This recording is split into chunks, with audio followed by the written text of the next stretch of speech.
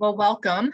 Thank you for joining us for part one of SARC's Ignite Summer Speaker Series, brought to you by BHHS Legacy Foundation. To best manage today's events, all participants are automatically placed on mute. You do have the ability to use the chat function, which you'll need for some of the questions and activities. Thank you again for joining us, and now I'd like to introduce our speaker, Stephanie Brown. Stephanie is a registered dietitian and board-certified specialist in pediatric nutrition, whose interest in feeding picky children brought her to the Kennedy Krieger Feeding Disorders Program over 5 years ago. She received her Master's of Science in Public Health from Johns Hopkins School of Public Health Coordinated Program in 2011. Prior to joining Kennedy Krieger Institute, Stephanie worked for 4 years as a dietitian for the Johns Hopkins WIC program. As a Latina bilingual provider, she provided nutrition services in a WIC clinic consisting of refugees and Hispanic families. As a member of an interdisciplinary feeding team, Stephanie provides tailored meal plans and helps empower her clients to select appropriate foods for their children based on their cultural and dietary needs. And without further ado, I'd like to introduce Stephanie Brown. Stephanie, the floor is yours. Good morning, everyone, and thank you so much for joining me today to learn more about nutrition for the selective feeder. And thank you to Rachel for such a lovely introduction. As Rachel mentioned, I am a registered dietitian with the Kennedy Krieger Institute Pediatric Feeding Disorders Program. This is an interdisciplinary team, and it consists of medicine, nutrition, speech-language pathologists, occupational therapists, and behavior psychologists, who all work together to address the complex needs of a child with food selectivity. My role as a dietitian on this team and in this feeding disorders program is to provide guidance to both the therapists and also to caregivers on what foods to focus on in therapy, and also how to ensure a child with selective feeding meets their needs. Today, I want to be able to share some of that information with you. Next slide, please.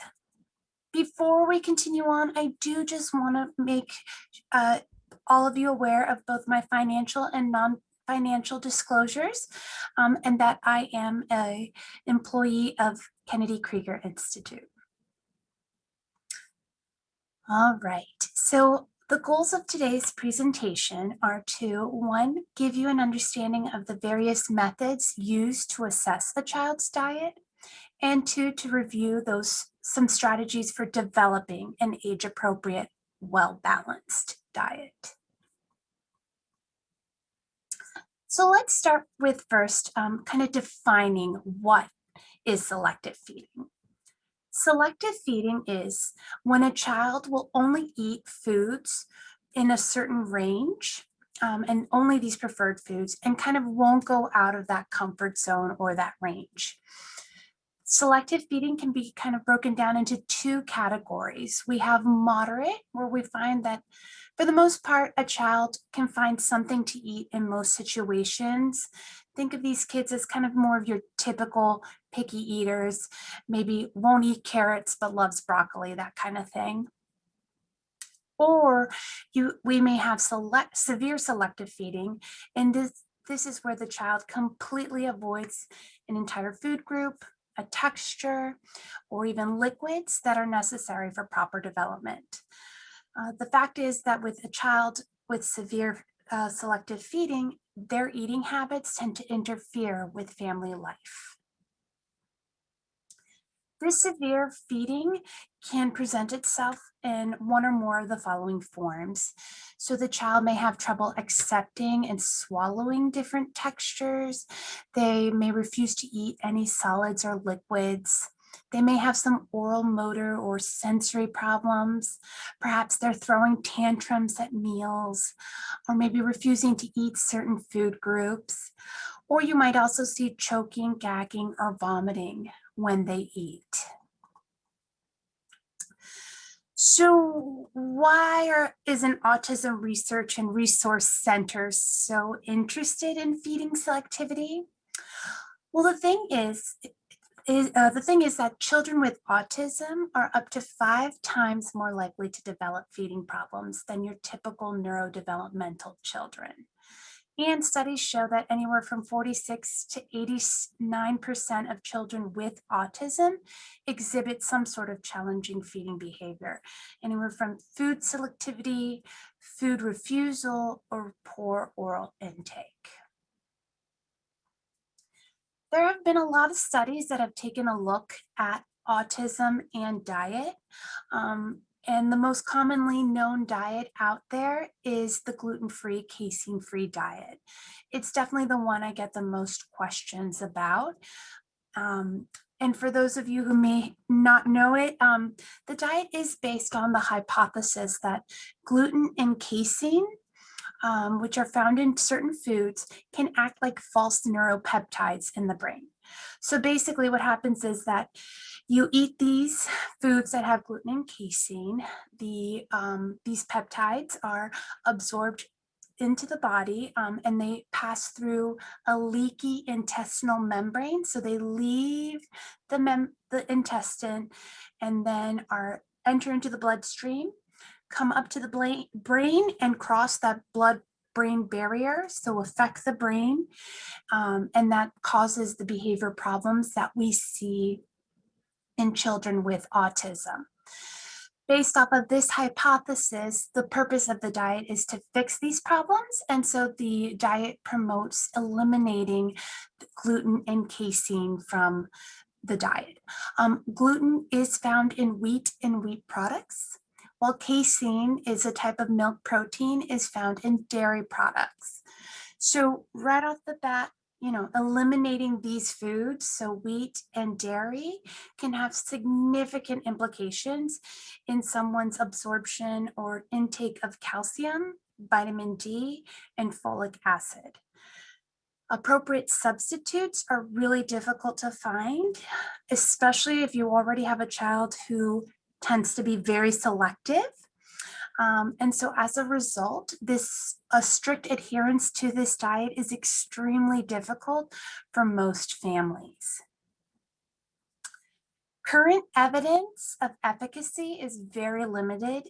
It's weak, and it does not endorse doing this diet as an intervention for the core symptoms of autism.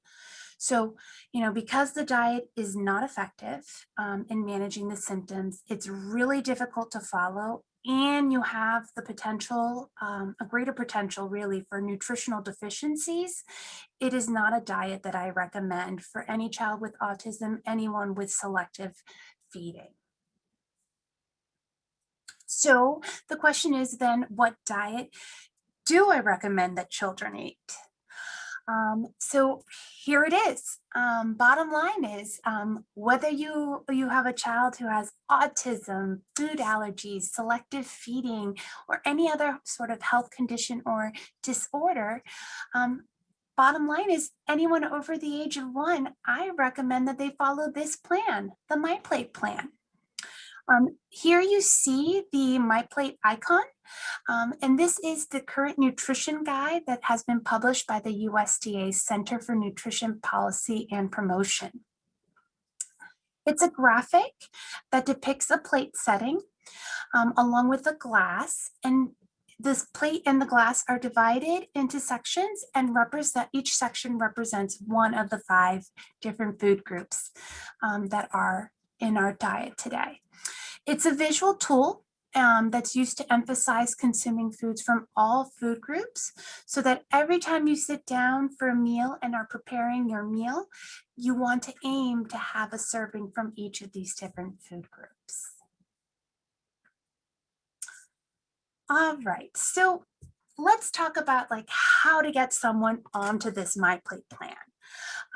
Before I make any changes to a child's diet, I think the important thing is, first, you need to assess where their current diet is.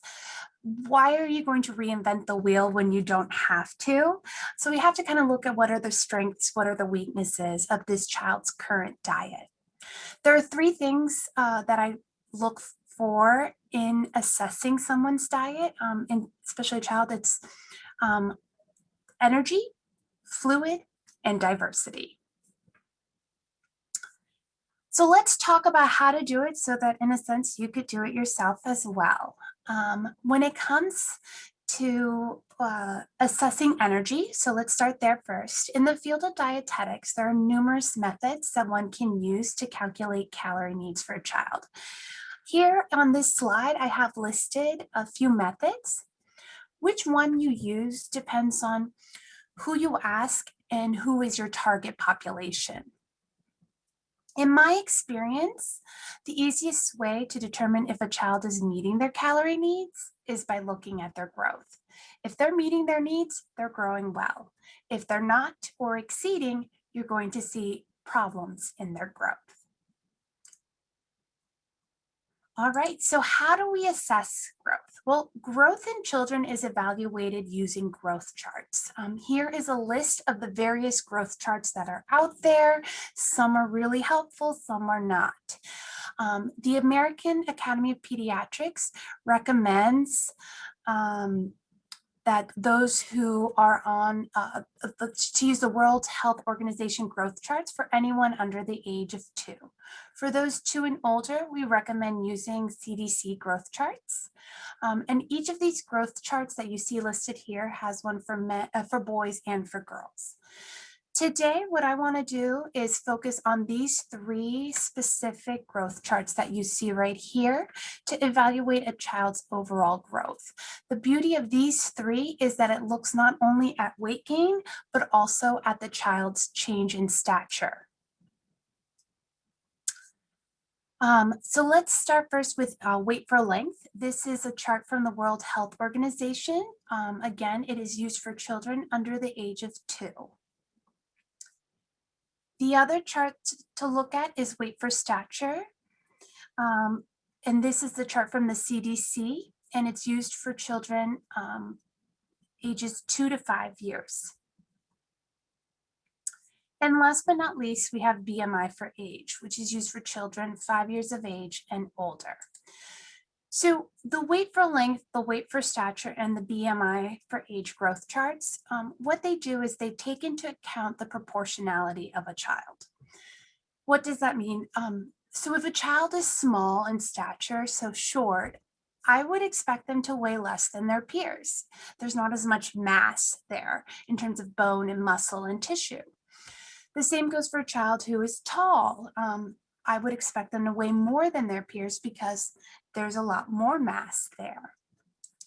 What these growth charts do is that they work in the same way in that they have different growth trajectories. As you probably noticed, each of the charts has these really, these bold lines and curves. And each of those lines / curves are assigned a percentile. To determine where a child falls in comparison to growth standards, you plot their anthropometrics on these charts. Once you do the plotting and you have a percentile, you can then interpret the child's growth using the following table. Next slide, please.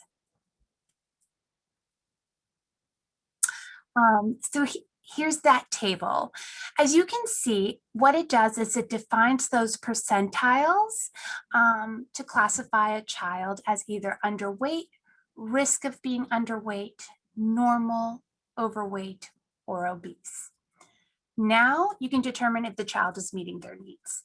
So if a child is underweight or at risk of being underweight, they are not taking in enough calories. If a child is overweight or obese, they're taking in too much.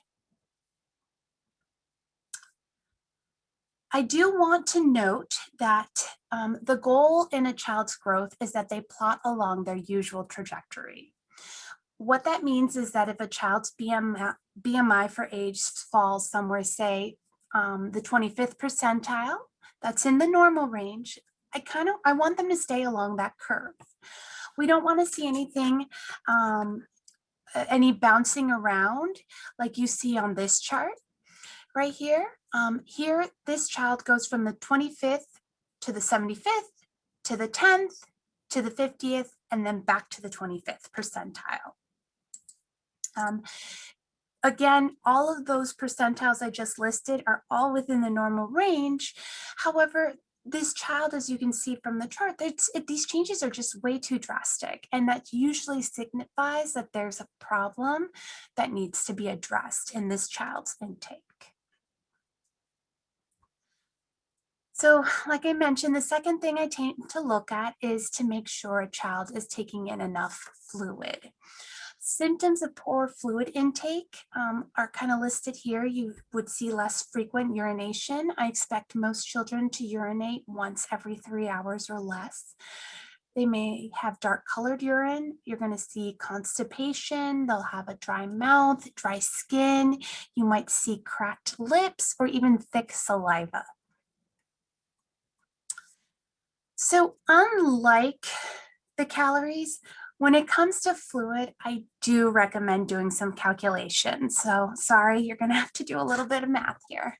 And this is to help figure out how much a child needs within a 24-hour period. And then what you would do is use a diet recall, so asking what is the child drinking throughout the day to determine if they're drinking enough. The equation I recommend is the Holiday-Seeger formula for maintenance fluid requirements by weight. This is a great formula. You see it here listed in this chart, and it's wonderful because it can be applied both to children and to adults with the goal of consuming anywhere from 75 to 100% of their fluid needs daily. So I am a big fan of examples. So let's start first with, let's take an example. Say we have a 5-year-old child who weighs 20.4 kilos. Using the Holiday-Seeger method, we can see that since she's over 20 kilos in weight, we would use that last bottom equation in the table for anyone over 20 kilos. Putting it through, as you can see right here listed in the slide, you would calculate, do the math and find that this child needs to meet 75 to 100% of her fluid needs, 1,131 to 1,508 milliliters. That's roughly 37 to 50 ounces of fluid. So that's how you figure out if what someone needs to be drinking based off of their weight.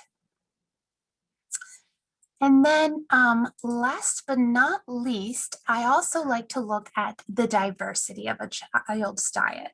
Next slide, please. And there's certain questions I ask myself to help determine if they're meeting their micronutrient needs. Not only micronutrient needs, but also macronutrients. Macro being, are they taking in enough carbohydrates? Are they taking the appropriate amount of fats, healthy fats? Are they taking the right amount of protein in their diet? So the questions I ask myself are always, is this child consuming foods from all of the different food groups? And within those individual food groups, are they consuming at least 3 different foods in each of those?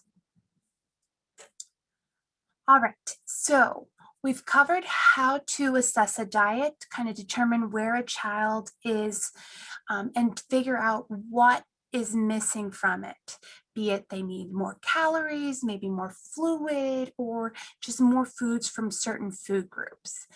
Using that information, we can then use that to develop a well-balanced diet and use that too to determine what to focus on in therapy sessions.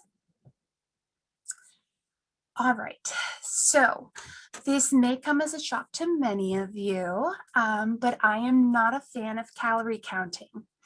Calorie counting focuses only on the numbers, making it really, really easy to lose sight of variety, which is the key to a well-balanced diet. Not to mention that it's actually really hard and unsustainable for most families to do. Not even most families, like speaking of myself, even though I'm a dietitian, I don't do any calorie counting for myself. It's not fun. It's so hard. It's boring. So if I'm not doing it, how can I expect any of my patients to do it? It's unrealistic. Instead, what I like to do is focus on establishing an appropriate meal pattern and focusing too on portion sizes. Again, by focusing on the appropriate portion size, you help ensure that the child is not only consuming enough calories, so not too much or too little, but also meeting again their protein, fat, carbohydrate needs, along with their vitamin and mineral needs, all very, very important. I always like to remind everyone at this time too, like again, to focus on variety and like portion sizes versus calorie counting, because you can certainly meet your calorie needs eating only chicken nuggets and French fries. But between you and I, we all know that's not a well-balanced way of eating, and probably not what most dietitians would recommend that children do. So let's talk about this meal pattern. An appropriate meal pattern for most children, and really even adults too, is to consume 3 meals and 2 to 3 snacks per day, as shown here. Regardless of a child's age, I would say aim to include 3 to 5 different food groups in meals. Notice I say food groups, not foods, and 2 to 3 different food groups at snack times. What differs is the portion size and for each child. So no surprise here, as a child gets older and bigger, their portion sizes tend to get bigger as well. So let's talk about what are appropriate portion sizes for a variety of different children. Let's start first with toddlers. The general rule of thumb for children between the ages of 1 and 4 years is 1 tablespoon of food at each for each year of age. So again, let's take an example. We have here let's say a 3-year-old child. This child would then, an appropriate portion size for him or her would be 3 tablespoons of each food. Since we generally recommend, having 3, 4, going even 5 different food groups at each meal, that means that this 3-year-old child should eat anywhere from 9 to 12 tablespoons of food, which equals to about 2/3 to 3/4 of a cup at each meal.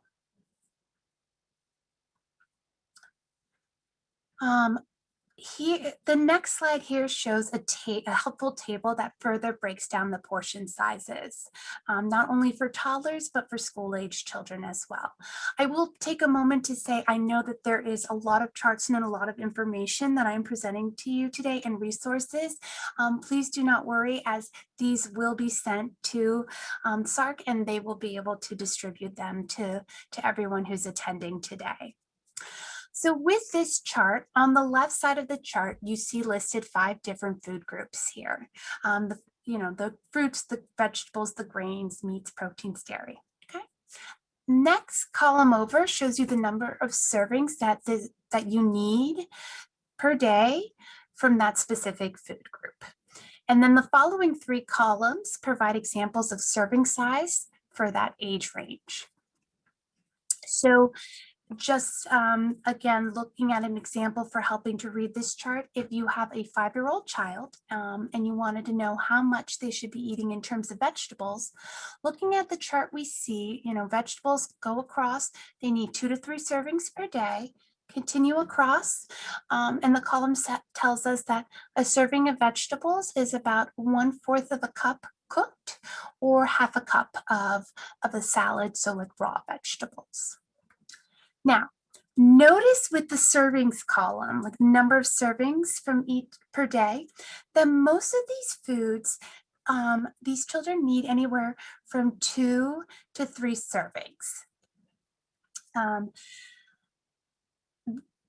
of the easiest ways of noticing, again, 2 to 3 of getting all of these appropriate servings in is, again, offering 1 serving of each of these food groups at meal times.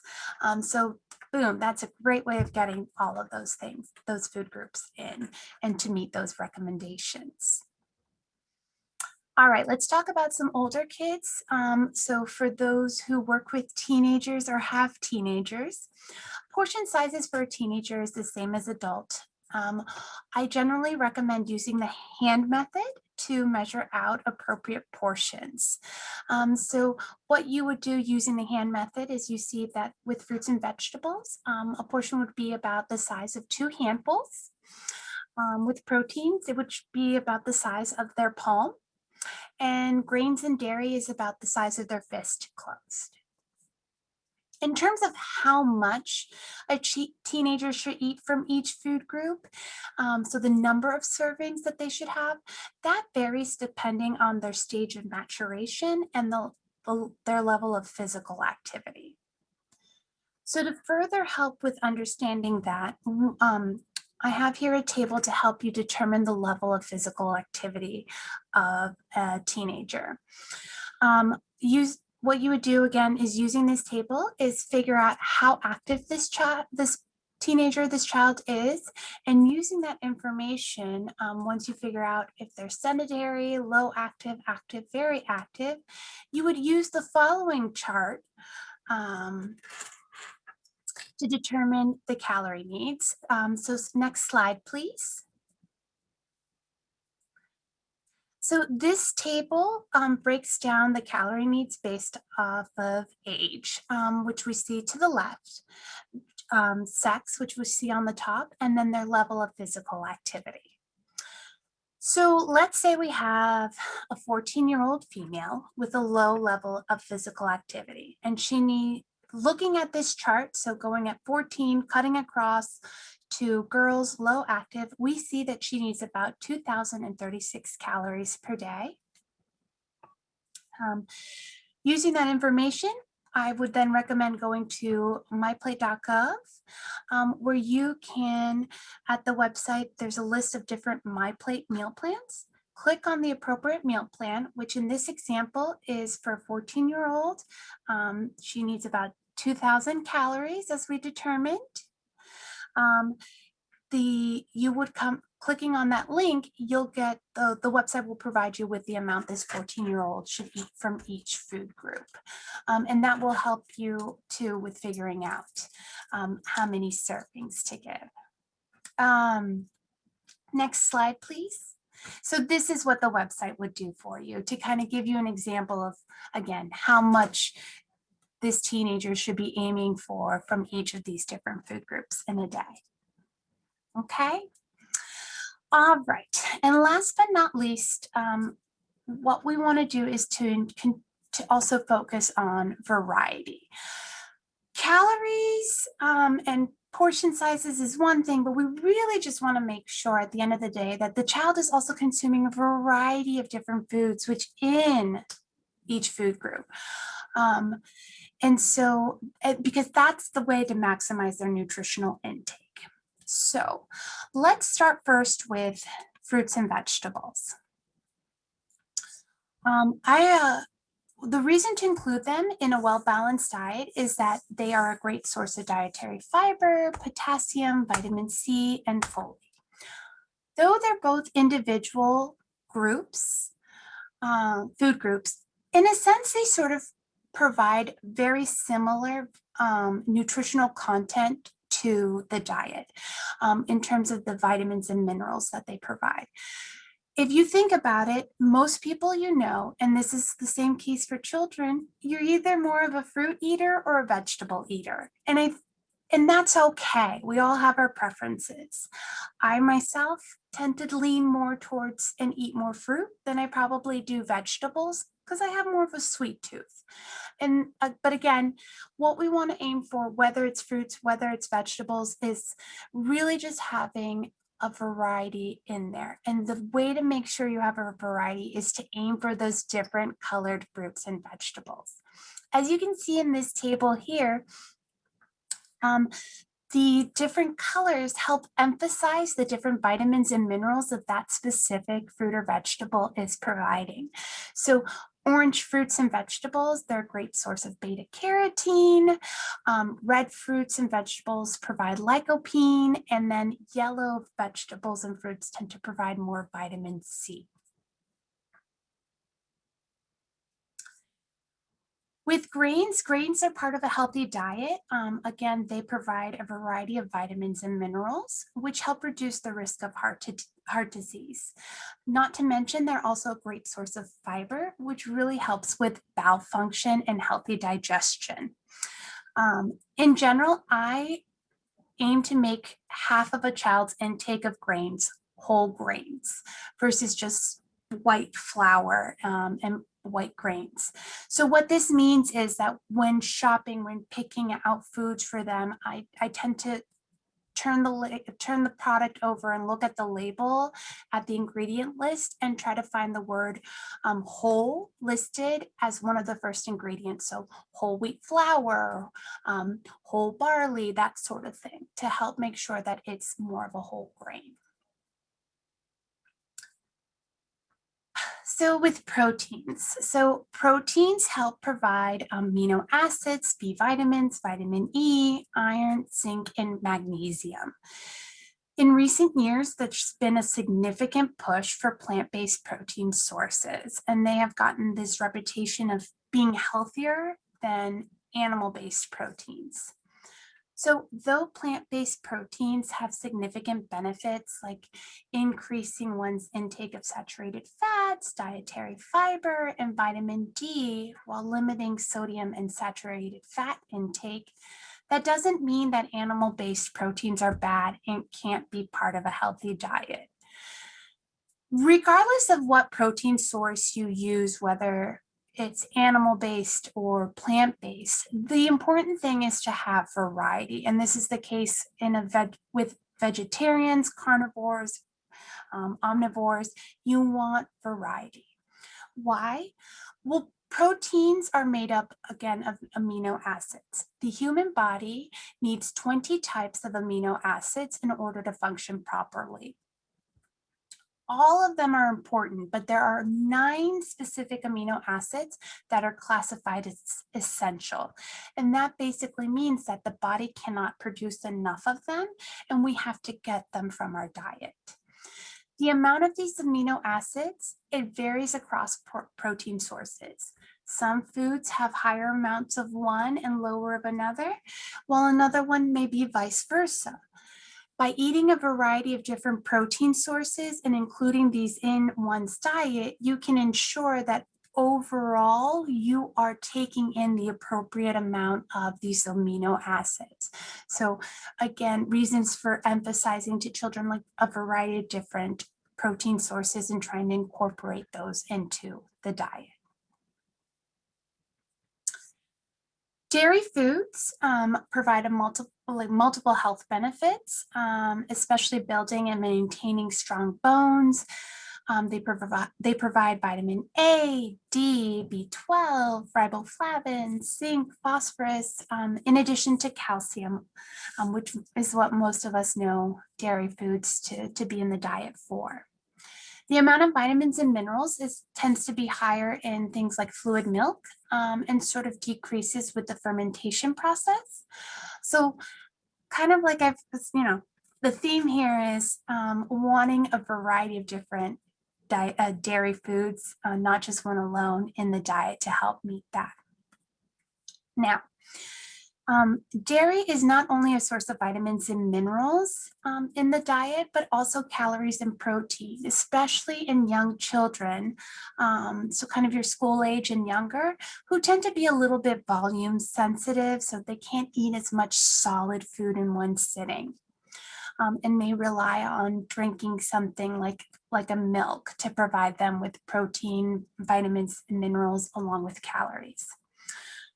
Even for those who can't tolerate milk due to, say, like a food allergy, it's still important to choose a dietary substitute that meets their needs. And the big thing to recognize is that not all dairy substitutes are the same. Next slide, please. So here is a table that compares some whole milk to a variety of different dairy substitutes that you can find on the market this day and age. Just a quick glance at this table, you're going to probably see some things that are a little surprising. For example, almond milk out of all of the ones listed here, almond milk has the least amount of protein compared to all of the other substitutes, which again is a little hard sometimes for people to wrap their brain around because it's a nut milk. Shouldn't it have more? But it doesn't. What I do want to point out to you is to notice that for the most part, all of these dairy substitutes out on the market these days are fortified with calcium and vitamin D. So that's really not my biggest concern when it comes to finding an appropriate dairy substitute for kids. What really tends to be a concern for me is making sure that if it's, say, a younger child, that keeping in mind that milk is a source of protein and calories in a young child's diet. So we want a dairy substitute to provide them with that as well.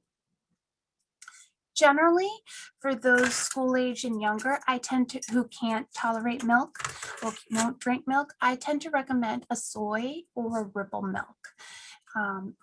Looking at the table, you can see they're the most comparable to a cow's milk in regards to, again, that calorie and that protein. So I think this is also a good time when we speak of variety and in one's diet is to talk about cultural considerations in developing a diet. And also recognizing that despite what all of those health crazes will tell you, every food has its place in a well-balanced diet. What I have here on this slide is 3 plates that represent 3 different diets using the My Plate method. We have a plate full of foods found from in the typical cuisine for North Mexican food. We have also a plate in the middle of African foods, and then on the side here, a soul food. Notice that all 3 incorporate a protein source, a starch, and a vegetable, but they all look very, very different. So again, very important to recognize that one size does not fit all, and that the beauty of this My Plate plan too is it allows for more flexibility, and things are not as rigid, and including different things. So anytime I work with a family regarding their child's diet I tend to recommend always asking what foods that parent or that caregiver wants to see in this child's diet. What do they want them to eat? Here at Kennedy Krieger, we have a variety of different families of different backgrounds coming through. So get a lot of families from Ethiopia, from the Middle East. We have Southerners and Northerners, all sorts of things like that. So I tend to recommend, ask what are you interested in your child having? And even this day and age, despite also having worked with refugees, there are sometimes foods that come up that I think to myself, I don't know what that is. Thankfully, with Google, you can look it up, and then figure out what food group that specific food that family is talking about, where it falls into. And then using the tools that we described earlier, you could do then is use that, figure out using those tools, determine how much is an appropriate portion size for that child at mealtime. So the other thing that comes into play with the diet, and because, as I mentioned, we took a look at that as well to make sure children are drinking enough, is also taking a look at fluid and what fluids are being offered. So in order to ensure that a child is drinking enough, what I generally recommend is that caregivers or parents give drinks at meals and snacks, and that the amount offered at the end of the day between meals and snacks should add up to at least 75% of the child's fluid needs. Kids are constantly moving, and they are, you probably even know some adults yourself who are, or maybe be one yourself that don't drink that much. kids are terrible at recognizing those thirst cues. And so they're really busy. If you're already getting them to sit down for a meal or a snack, that's a great time to also pair that fluid and make sure that they get in at least 75% of their fluid needs. In terms of what to offer as beverages, the recommendation is anywhere from 16 to 24 ounces of milk or a dairy substitute per day for most children. Most kids will probably do closer to 16. Toddlers tend to do more like 24 ounces, and that's still okay and not a problem. With juice, the American Academy of Pediatrics recommends limiting juice consumption to about 4 to 6 ounces per day for children between the ages of 1 and 6, and 8 to 12 ounces for children between the ages of 6 and 18. Now, based off of these recommendations, and if you're kind of calculating and doing the math in your head, you probably realize that most children, especially older, so larger children, will not meet their fluid needs alone through milk and juice. To meet the remaining fluid balance, I recommend offering water and really pushing that water as the drink. So I know we've covered a lot of information, and before I open up the floor for questions, because I'm sure there's lots of them, I do just want to quickly summarize again what we covered, because again, it was so much information. So number one, before you develop a diet, it's important to assess a child's current intake and to determine if they're falling short in calories, fluid, micronutrients, or any combination of these three. At meal times, include 3 to 5 different food groups, while at snack times, include 2 to 3 food groups. Variety is the spice of life, so make sure it includes lots of different foods from all of the food groups. Pair fluids with meals and snacks to meet the child's hydration need. And then don't forget to keep in mind a family's cultural dietary practices when targeting foods in therapy. I also have listed here some resources. Again, I will be sending a copy of my slides along with a lot of these charts kind of blown up and bigger, so it's easier to read to SARC, so they have all of your, with you having registered, they have your information, they can get that these slides and handouts out to all of you. And that being said, I would love to open up the floor now for questions and to help clarify anything or provide more information. Hi, Stephanie, it's Rachel. We had some questions come in on the Q&A, so I'll just start at the top and maybe we can get through some of those. Sure. So this was at the very beginning before you'd started, and I think you addressed some of this, but I'll make sure I put it out there. What is the best way to get my kids to eat a wider variety of foods? Great question. So in terms of your own kids, one of the big things is constant exposure. And we tend to find, for instance, here in our feeding disorders clinic and like in our program, so we work with the pickiest of the pickiest and extreme selective feeders.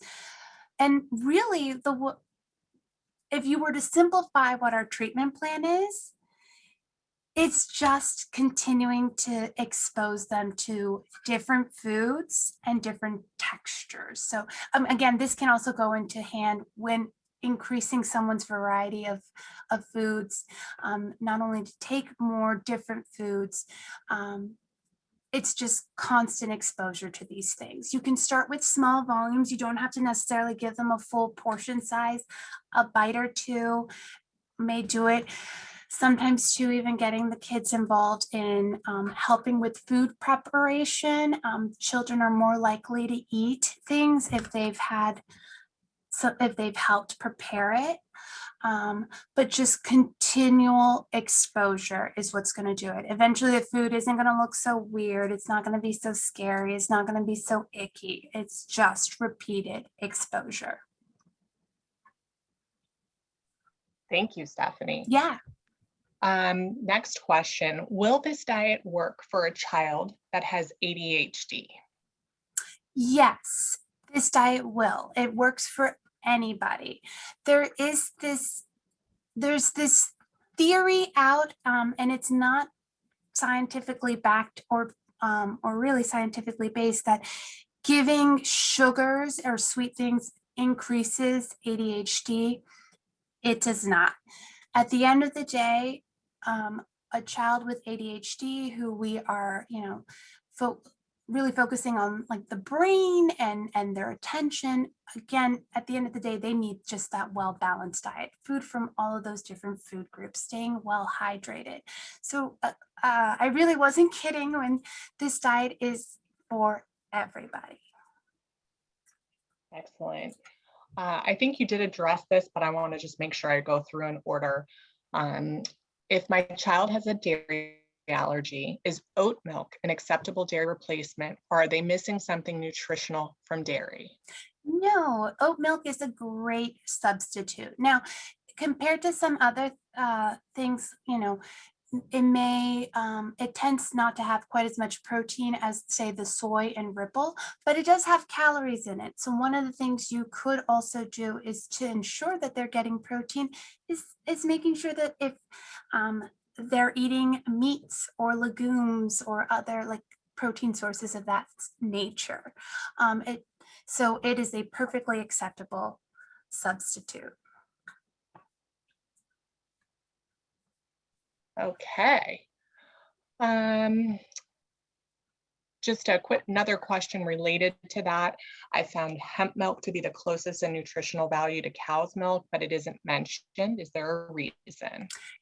Milk is not as easy to find, especially like for some people and in my specific area.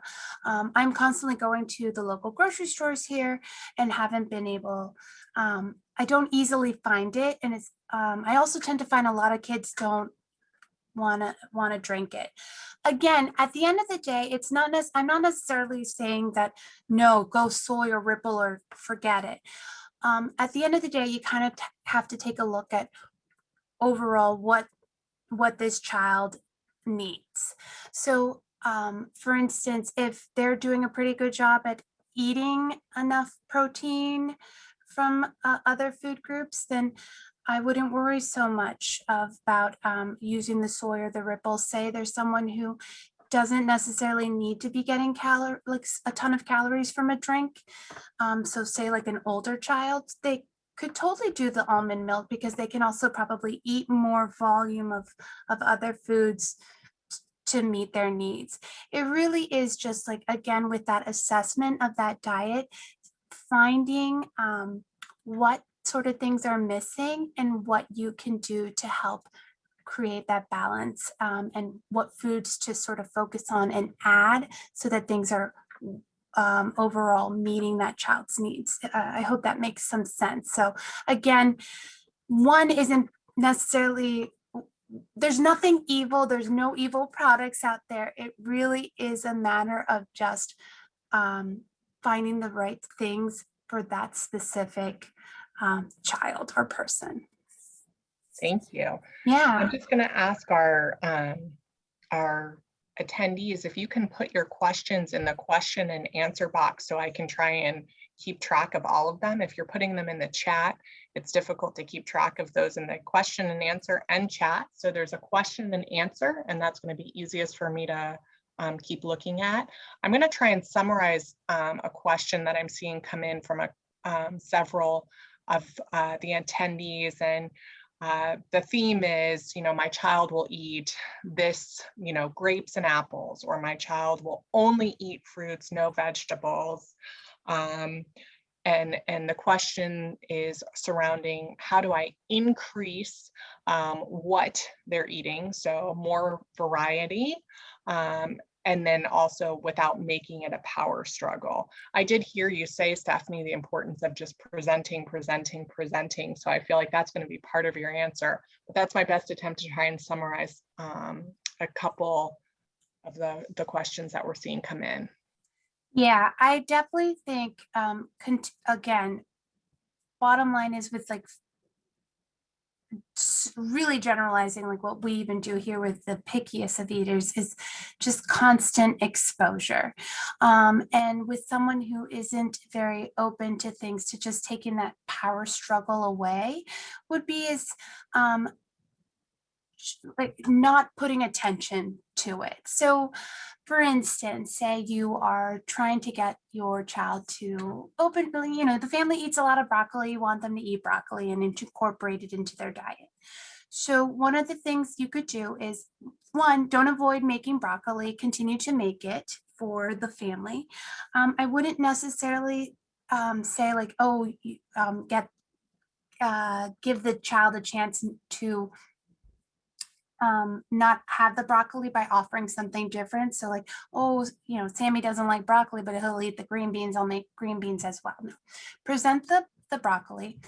And it can be just something as simple as like a piece of broccoli is going to sit on your plate. And they probably won't take it, probably won't try it. But it just has to like sit on the plate. That's it. They don't need to eat it, and then not drawing any attention to it. And eventually sort of giving them time. Sometimes a child may eventually start touching it if they're exposed to it enough times and will eat it. Like I said, even having them be part of helping to make the meal. So for instance, you can have ask the child like, hey, we're gonna have broccoli tonight. Will you pull off the broccoli florets instead of like cutting it up? Like them helping with the food prep, for instance, and then just slowly going from there. One of the other things you could do is a lot of families might implement, and I love this idea of the no thank you bite. You have to at least take one bite, and then can decide whether you want more or not, and then you can just over time gradually increase sort of that little demand of let's do two no thank you bites, and going up that way. So again, just repeated exposure is really what's going to help with that. There are also some really nice like one blog, for instance, that comes to mind if you don't know of it, and it's a great resource for parents, and one that I really like and recommend is Kids Eat in Color. And there's other strategies and ideas for helping to get kids a little bit more interested in increasing their variety and trying new things. I love that idea, the no thank you bite. I think I'm Yeah. gonna use that in my house. Excellent. Yes, the no thank you bite is really good. Is like everyone has to do the no thank you bite. And that's the big thing too, is if you're going to do it, something to make sure is everyone has to do it too. And again, it's the polite thing. We all need to learn that sometimes we might go somewhere where we're like, not that thrilled about what's being offered, but we all take that polite little bite and go, yummy. It may just leave the rest there. So. Stephanie, I'm getting a lot of requests for this information afterwards. Absolutely. So we will, Jaden, I'll leave that to you on how we're going to share the information with our attendees. But to those of you who are wondering, yes, Stephanie is welcome to sharing this information with you so that you don't have to memorize everything she's just said today.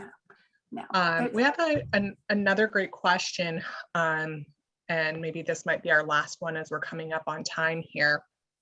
But we have a attendee who has a 10-year-old son who's actually falling into the obese category, slightly over 95 percentile in BMI. And she says, I'm concerned and want to know how I can fast track some change that will be measurable and make a big enough difference. Wouldn't he need to actually lower his calorie intake to less than what his daily requirement is in order to see a change and lose this extra weight, as well as ramping up exercise? What do you recommend for helping him? So one of the things is to help promote some weight loss. To lose half a pound in a week, you would decrease calorie intake daily by 250 calories, just to start you off on that. The big thing is it can be really hard to implement like a calorie restrictive diet with kids. They're also in that point where they're growing, so we don't want to restrict so many things and whatnot. And again, there's a danger with focusing solely on calories, because it can be very easy to just focus on that one number and forget about that variety that a child needs. Again, remember, kids are growing, they need to eat certain things despite feeling like, oh, that's not, like, that's too much, it's not appropriate, that's unhealthy. They need to be able to continue to eat a variety to meet all of their needs for growth. So it's not as easy like with an adult to cut back on calories. One of the big ways to at least start off generally right off the bat without even like thinking or going into more specifics about this child is just figuring out what those appropriate portion sizes are for those different food groups, and really aiming to, you have to kind of like meeting those different food groups, taking in the required amounts in a sense, like the suggested amounts daily, before you get to go in and eat extra calories and fun things. My also general recommendation and philosophy in life is 85% of the time we eat really well, and then 15% of the time we indulge. So this is also a good time for a child who tends to go that is having some problems and like is gaining too much weight quickly, is to start to like in a loving, gradual manner, teach them that, like, again, 85% of the time we try to eat healthy because it's meeting all of our vitamin, our mineral, our protein, our carbohydrates, our fat needs.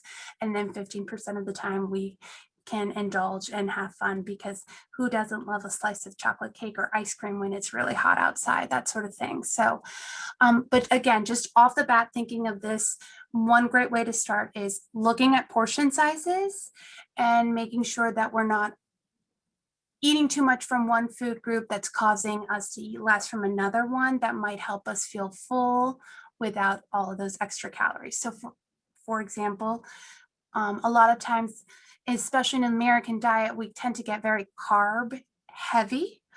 So a lot of starches, a lot of grain products, and maybe cutting back a little bit on that, just going more with the 6 servings a day versus like 6 to 11, and then increasing intake of lower calorie, but really healthy, like nutrient dense foods such as those fruits, those vegetables, and lean proteins. That's one way to start. If it continues to be a problem, I do generally recommend then reaching out to someone to help with some of that, a dietitian or someone to help with some weight management, ideally going with a registered dietitian, because there's more specific schooling and science backing to it and to their degree, and also even searching out someone who may have a specialty in weight management to help with that. Stephanie, this has been excellent. I'm sorry that we, for the attendees, that we weren't able to get to all of the questions. I know this is such a rich content area and such an area of incredible need to our community. Jaden did post, we'll be sharing the slides. Yes. So any of you who joined will be able to access some of those resources. The blog that Stephanie mentioned is in the chat. So she did put that in the chat there. And Jaden, I will turn it over to you. Oh, I will say one last thing. Since you all will be getting like a copy of the slides, my email address is on that. Please feel free if we didn't get to your questions today to reach out, or if more questions come along. I love talking about this. I love answering questions, so it will not be a burden or a bother. So please do reach out.